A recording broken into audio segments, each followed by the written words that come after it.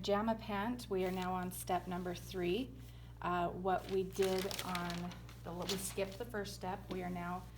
We sewed down our inseam.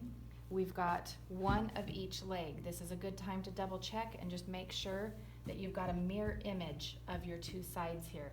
If you have the same thing, if it looks like this and these pieces are swapped, you've got two of the same leg, and that's not going to work for you.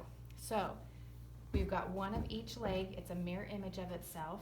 Step number 3 is going to have us open our fabric here. So we're going to have a big smiley face right here with our seam. We've got pretty side of our seam up. Our seam allowance is on the other side. We've serged that. So we're going to do the same thing with this leg, but we're going to make sure we put pretty side down. We want pretty sides together.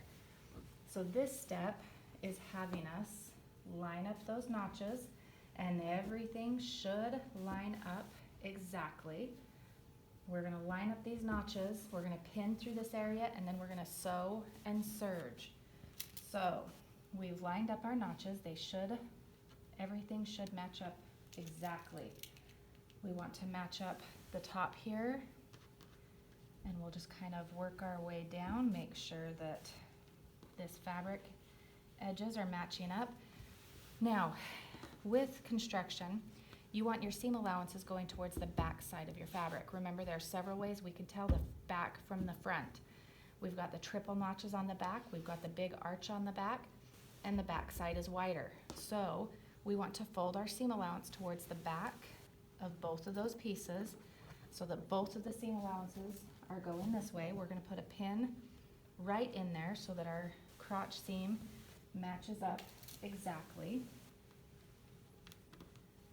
And we're going to work our way up the front side, pinning our fabric into place. The pins are going through both layers of the fabric and back up to the top. I'm pinning perpendicular to where I'm going to be sewing. Some clothing teachers will teach you to pin parallel to where you're sewing. I personally prefer perpendicular, so now I'm going to sew this seam right here 5/8 of an inch all the way around that curve. I am lining up on that 5/8 of an inch mark. My fabric is halfway to the back of my presser foot sole. I'm going to stitch 1 or 2 stitches and back stitch. We're going to work our way around this curve. As you're stitching, make sure that your fabric is not getting caught up anywhere behind you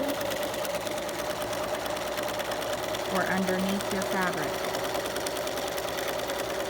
We're keeping our fabric lined up on that 5/8 of an inch line right there.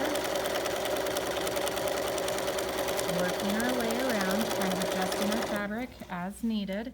If you need to kind of stop and adjust, go ahead and do so. We're going to continue working up until we reach the top of our other side. We're going to back stitch just 2 or 3 stitches. We're going to trim those threads.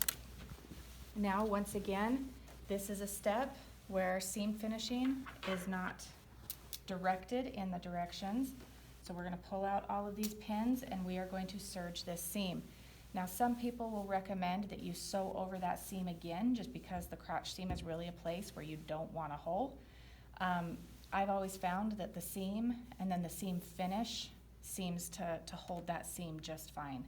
So we're going to go serge, and then we're ready for step number 4.